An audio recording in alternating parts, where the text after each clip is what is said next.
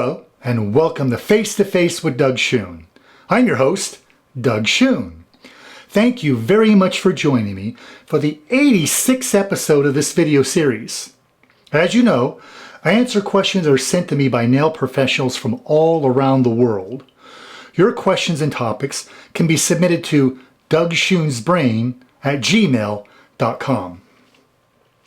Now this is a very special episode. It's going to focus on addressing some of the many misconceptions about nail anatomy. Why is there so much confusion? Well, there are many reasons. Science and medicine are often based on a collection of many competing ideas. Our goal should be to use this best information to determine which of these ideas are correct and produce the best results, right? Nail anatomy is an area where there are many competing ideas and a lacking of clarity. Not only are nail technicians, manufacturers, trade magazines, and the general public confused about the names for the parts of the natural nail, even doctors and scientists aren't sure about nail anatomy and which terms to use. Misinformation is easily available, so it can be pretty difficult to know what to believe. To clear the confusion, I sent a nail diagram to many experts, including world-class scientists, dermatologists, podiatrists, and pathologists. I asked them to evaluate and comment on the nail illustration and its labels. Now, I heard a lot of differing opinions, as you would expect. However, I did something that most don't do. I insisted that anyone with a differing opinion had to produce supporting facts to back up their beliefs. Well, that led to some extraordinary and highly insightful findings, which is why I'm so excited to share this information with you today. I believe this new scientific research definitively answers three key questions. 1. What's the difference between the proximal nail fold and the eponychium? 2. Where does the cuticle come from and how does it function? 3. What is pterygium and why does it occur? These are very important topics that all nail professionals should completely understand, yet very few have the facts. So let's get started. Now I'll be using images found in volume 1 and 2 of my book series to help us examine the natural nail, starting with the proximal nail fold. One researcher I was working with made a very insightful comment that bears repeating. He thinks the name proximal nail fold is misleading. Instead, he suggests thinking of it as a flap of skin, not a fold, a flap of skin that covers the matrix area, and not just to focus on the area where the skin folds to make the farthest or leading edge. I agree. This provides a better visual for understanding the proximal nail fold, or PNF as it is often called. The PNF is the entire flap of skin tissue that covers the nail matrix and extends only about a quarter of the way to the first knuckle. So then, what's the eponychium? This term is loosely defined in medical literature as a layer of skin which covers the nail matrix and is a source of cuticle tissue. So it must be both of these to be considered an eponychium. It was known that the eponychium is the underside of the proximal nail fold, but its thickness was not known. Now researchers can identify the exact area where cuticle tissue cells are being made.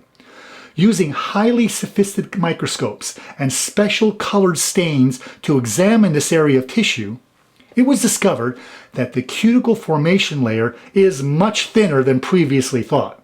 Of course, much thinner than the circles in the illustration of the nail that you're seeing. Researchers found that the eponychium is only about the thickness of a piece of writing paper, approximately 0.1 millimeters thick. This very thin layer is the source of 100% of the cuticle on the nail. Wow, most don't understand this. 100% of the cuticle emerges from underneath the flap of skin called the proximal nail fold. The eponychium creates cuticle cells that coat and adhere firmly to the nail plate, And these cells are pulled away, or in other words, the eponychium is pulled away from the proximal nail fold as the nail plate grows. Therefore, the eponychium is shedding dead cuticle tissue away as dead skin. Even though the cuticle tissue is dead, it still has an incredibly important function, so never underestimate its value.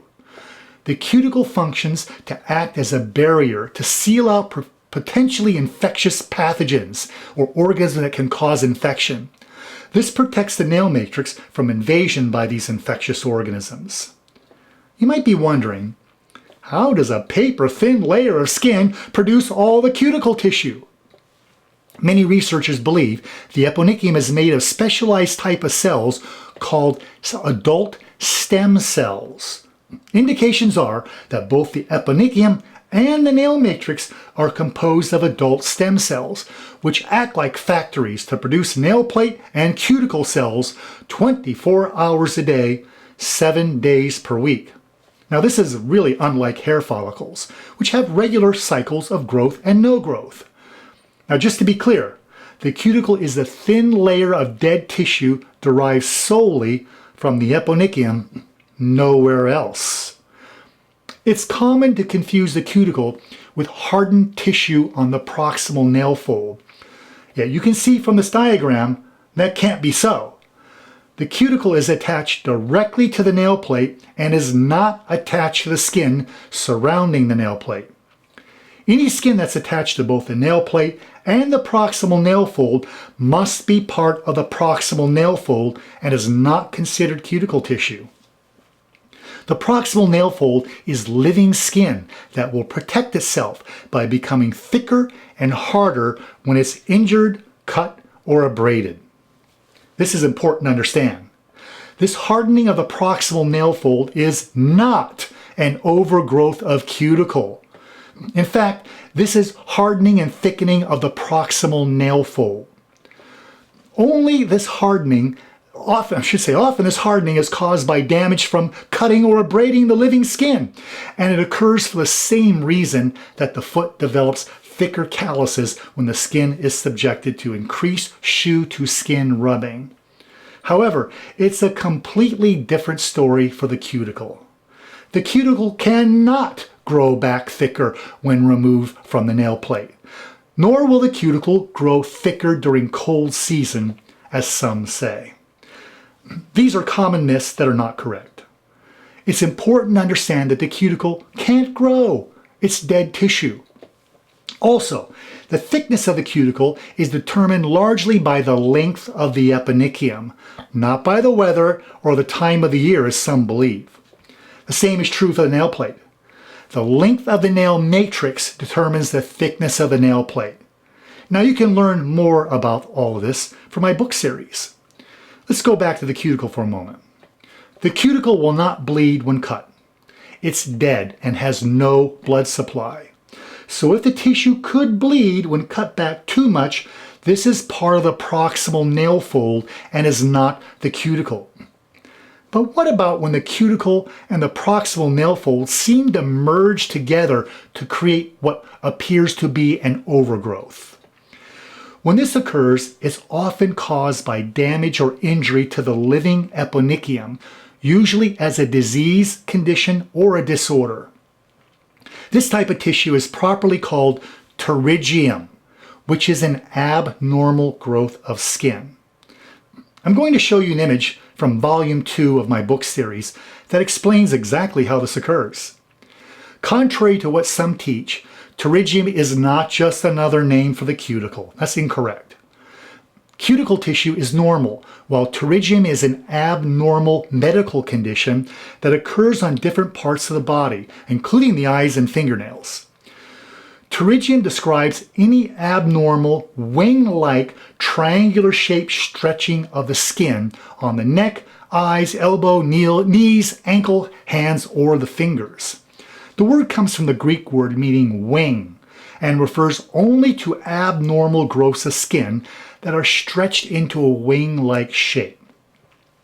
Pterygium commonly occurs on the eyeballs of people exposed to excessive amounts of sunlight or wind, and this condition can occur on the nail plate. When it happens, it's considered to be an abnormal medical condition that's caused by either a serious injury, such as burns, or it could be from a disease or possibly from allergic reactions. Again, the cuticle tissue is normal and not an abnormal growth. Abnormal growths are pterygium, cuticle tissue is normal growth.